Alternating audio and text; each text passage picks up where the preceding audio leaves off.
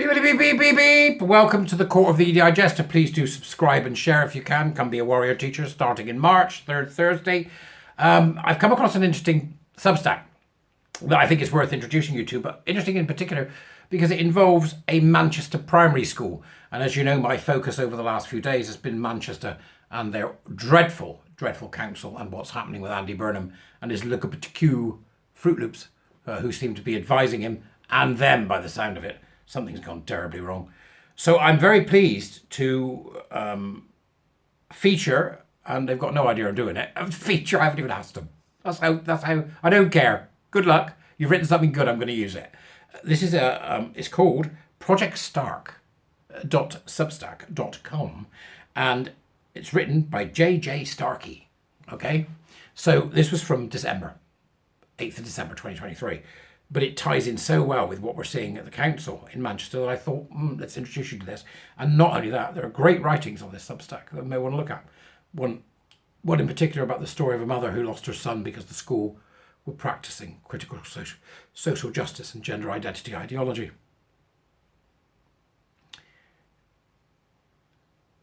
Go and look. Follow along with this one if I were you, because there's pictures and you need to understand what's been going on. Project Stark has uncovered images from a primary school's website showing what look like 5 to 6 year old children presenting drawings of transgender and queer people. The hell are they doing? Let's do stereotypes today, children. What's that, miss? Just pick up the crayon. The school is based in Manchester, England, where they inspire children between the ages of 3 and 11. On Oswald Road Primary School's website, a statement reads, as part of Pride Month, 3 and 11, they need to cough. As part of Pride Month, we invited the children to complete an LGBT plus project at home. Pride Month is all about acceptance and equality. No, it's not. You see the naivety of the teachers. Now, teachers are policy driven. These are good people, right? Always remember Hanlon's razor. Don't put down to wickedness that which we can ascribe to stupidity, or as I like to call it, innocence. There's an innocence about these people, that they don't understand what they're doing. Pride has got nothing to do with equality. It's all about equity. That's what you have to understand. And I don't think these teachers get it, right? It's all about equity. We celebrate the work at Oswald Road. We celebrate the work of LGBT people, their positive impact on our shared history, community and future. There is no positive stuff that comes out of the tea, none. Everything that they do, they have to make up, and they've been piggybacking on the coattails of the LGB for the last 25 years by the look of it. We've seen some fabulously creative projects. Thank you to everyone who contributed. And then they've got the pictures of the children that you can have a look at in the blog. And you've got what looks to me to be a 5-year-old girl holding up a sign saying lesbian, gay, bisexual, transgender, queer, plus. And then underneath they've written the word community. This is so dangerous. This is so dangerous. It's beyond the pale.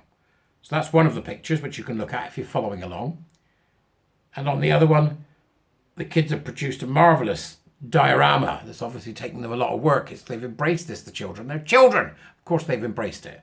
With a picture saying pride and then a picture of some people looking weird and lots of rainbows. But you can see that they've done the work and they're very young. And they've obviously put a lot into it and put their heart into it at the behest of adults who should know better. When are they going to wake up? How much noise do we have to make? And then you can also see that they've got various toolkits and items that they've been given that relate to the cult. As part of a quality assurance framework, the school boasts of their participation in the Rainbow Flag Award. This is Stonewall for Schools, by the way. They further outline, through a process of self-assessment and ongoing monitoring feedback, they're paying somebody. Schools will determine how well they are providing safe and supportive environments for lesbian, gay, bisexual and trans students taking a whole school approach. It's the usual cobblers. It's the usual cobblers being driven by an external force. It's the usual cobblers. They picked up some nonsense and gone with it. First off, we have absolutely no idea whether any of your 3 to 11-year-olds are lesbian, gay, bisexual. We have no idea, right? Because there are tomboys and there are boys that are effeminate. Doesn't mean they'll be gay. So they're running this on the lines of stereotyping. And there are certainly no trans students. None. Not one. Because the trans child does not exist. And you're lying to your charges.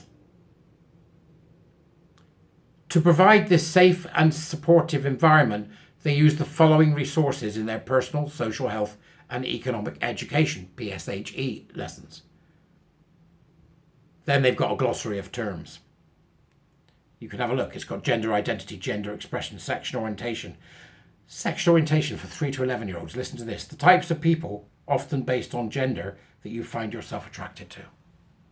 I'm not going to say I told you because it sounds like I'm being condescending. I've mentioned before, they have to get them before they're 13 because that's when, well, before they're 12 really, because that's when logical and scientific reasoning begin to come into play.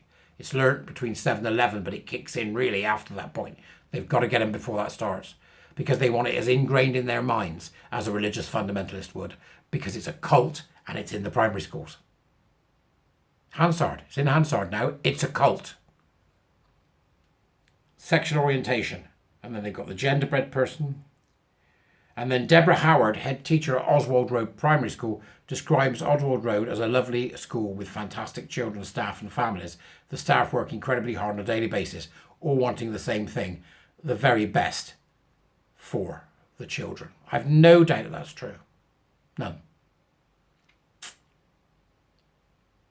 I've no doubt that's true, that these people go to work every day and they want the best for the children. You don't become a teacher to make money. You become a teacher because you want to make a difference in young people's lives. And that's what these teachers have done. And that's what this head teacher has done. And they've trusted these outside firms. These outside firms are these outside spinners of nonsense to get involved in I'm better than the next person games of intersectionality. And when they do, they don't realise the damage they're doing to the child. They are making the trans child real in the primary school. Don't lambast the primary school. Manchester Council should have been all over this. Ofsted should have been all over this. It's Manchester Council you want to look to. It's Andy Burnham you want to look to as to why he's allowing this to happen in Manchester. Why isn't he speaking up? Speak up, Burnham, of the damage being done to young minds. 3 to 11.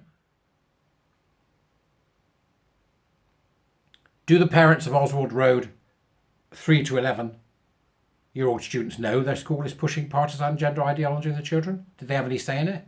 Does this constitute impartial teaching? By inadvertently attempting to do the best for their children in their charge, their school children that they're looking after, they have exposed them to a deadly, dangerous cult. A flesh-sacrificing cult. That's what they've actually engaged them with. And the sooner we see it like that, the better, because they're no different from the Skopsy in Russia, which I teach about on my programme. Go and have a look. Skopsy, no different. No different at all. This whole thing's a nonsense. Why are they telling the 3 to 11-year-old kids that queer is a thing? Right? So to accept queer ideology, queer theory. What does queer theory want? You might want to ask yourself that question. I don't blame the school because they're trying to achieve what is laid down in policy and teachers are policy driven. I blame Manchester City Council, I blame Andy Burnham, and I blame Ofsted. Do they not care? Has Burnham said anything about this? We'll find out. We'll find out over the next few weeks, won't we? They seem to have gone silent at the moment, but we'll find out. Go and have a look. Links in the doobries. Come be a warrior teacher. Buy me a coffee, help me out. The usual stuff. I'll see you later.